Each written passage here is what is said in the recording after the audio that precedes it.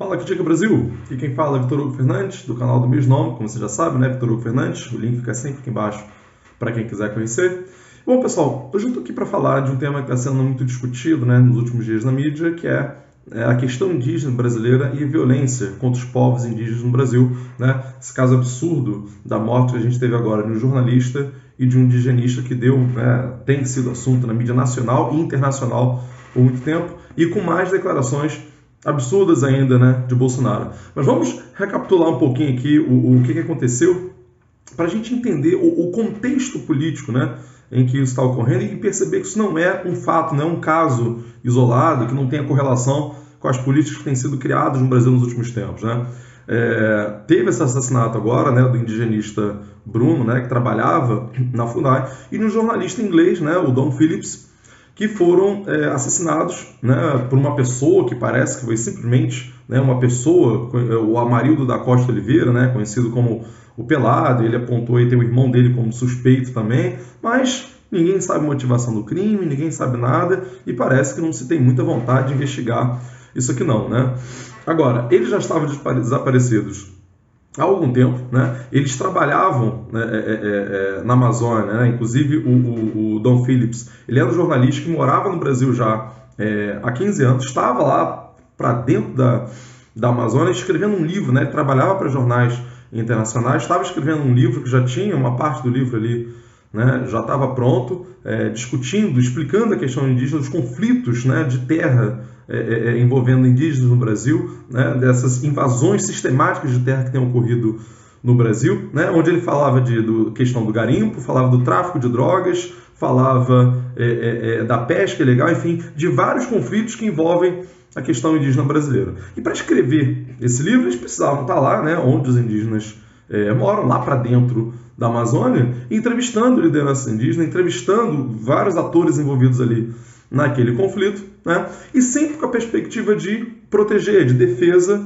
dos interesses, né, indígenas. Tem fotos muito bonitas, inclusive, né, que Dom Phillips, o Bruno, sempre no meio dos indígenas, e sempre bem visto, né, dá para ver que eles são queridos pelos indígenas, tanto que, quando eles ficaram desaparecidos, né, 100 indígenas voluntariamente foram procurar eles, né, pela mata, e depois de algum tempo de procura, apareceu estranhamente, né, esse Amarildo da Costa Oliveira, né, como uma pessoa que confessou o crime, que é muito estranho, né, vamos falar disso já. Agora, sem contar também o fato que tem uma entidade que se chama Unijava, né, que é a União dos Povos do Vale do Javari, né, que é lá do interior do estado do Amazonas, que diz que as autoridades ignoraram as muitas ameaças de morte que o Bruno, né, da FUNAI recebeu. Inclusive teve um que chegou a falar: quero conhecer esse Bruno aí, porque eu quero ver se ele é bom de tiro. Veja, quando você está falando disso, de uma área que já tem conflito político, que já tem conflito onde envolve morte, né? Que a gente sabe que o interior do Brasil, particularmente na região da Amazônia, com a expansão do agronegócio, com a questão do garimpo, com a disputa de terras envolvendo a questão indígena, tem ocorrido muitas e muitas mortes, né? Os povos indígenas têm sido massacrados no Brasil. Fora, toda hora você escuta falar de um indígena que foi assassinado, uma liderança indígena que desapareceu, e eles relatando o tempo inteiro essas execuções, a gente vê que isso não gera, enfim, não dá em nada, né? Porque você tem um Estado que protege o agressor, que protege quem está cometendo esses crimes, né?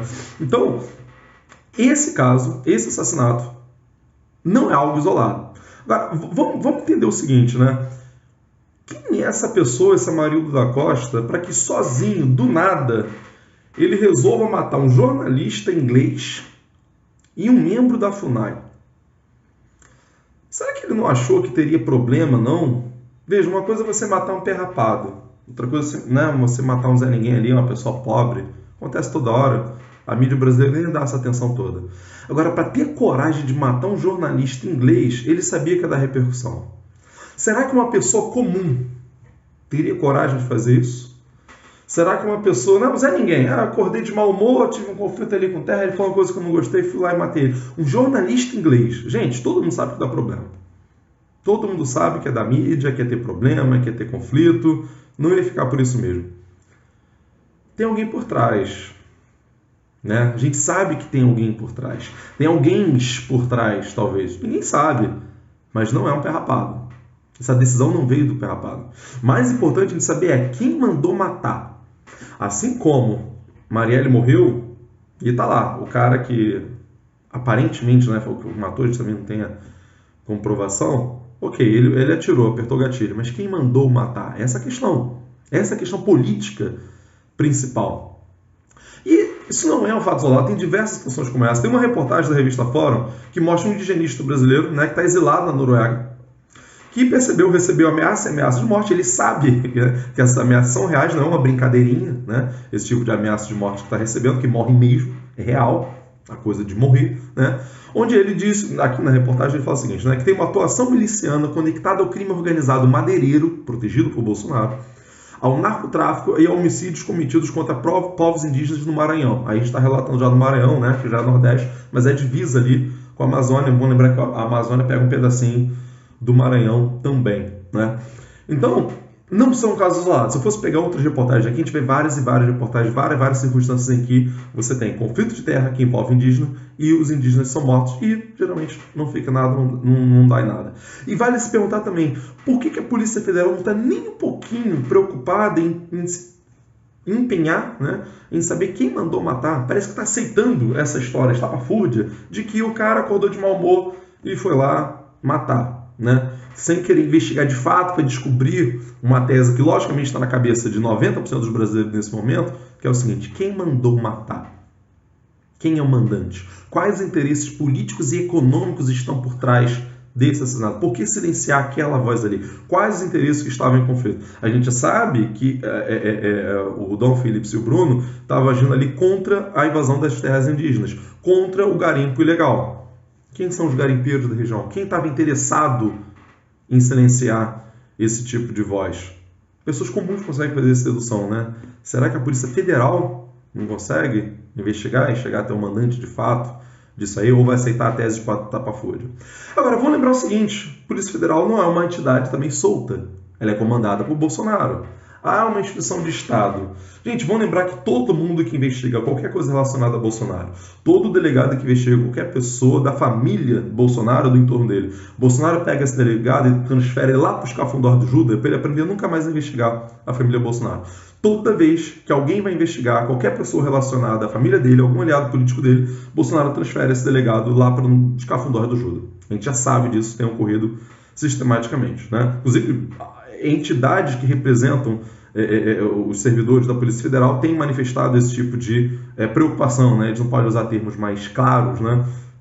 Afinal de contas, eles estão falando do chefe deles, né? O presidente da República, eles têm medo de sofrer retaliação. Então, a gente sabe que a Polícia Federal está completamente aparelhada como uma arma política, um brinquedinho político de Bolsonaro. Assim como a Polícia Rodoviária Federal também.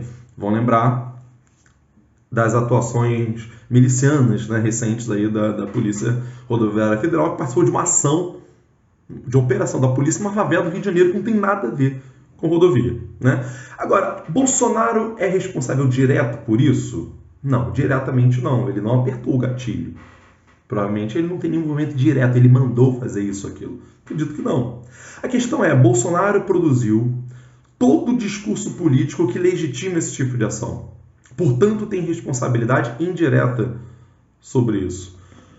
Bolsonaro tem algumas frases, vamos ler algumas frases dele aqui, tem salvo aqui para ler para vocês.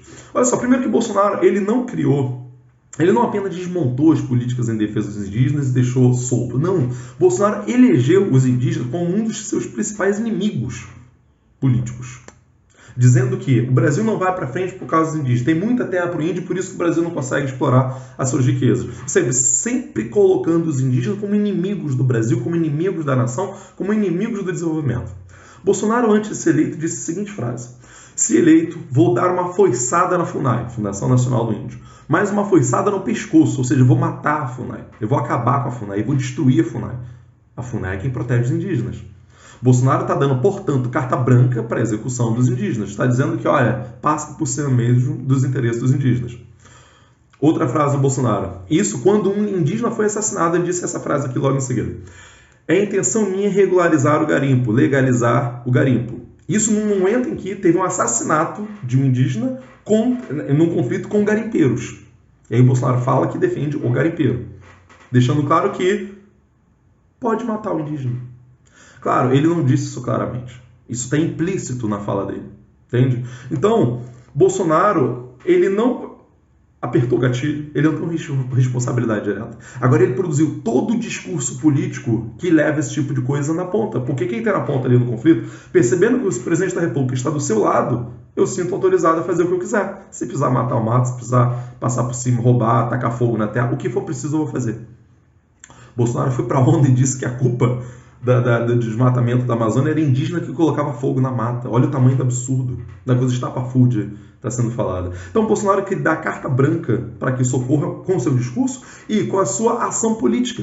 Porque à medida que ele desmonta completamente a FUNAI, à medida em que ele protege o garimpeiro, protege o madeireiro, protege todos os inimigos dos indígenas e cria um discurso de que o indígena é inimigo, ele está favorecendo o extermínio dos povos indígenas no Brasil, que é algo que tem corrido de forma sistemática. E para concluir, ele fez um discurso cara de pau, desonesto, porque ele é um desonesto, é um falso. Ele lida com mentira o tempo inteiro. Dizendo que quando morreu a missionária, foi Dorothy Stange, né?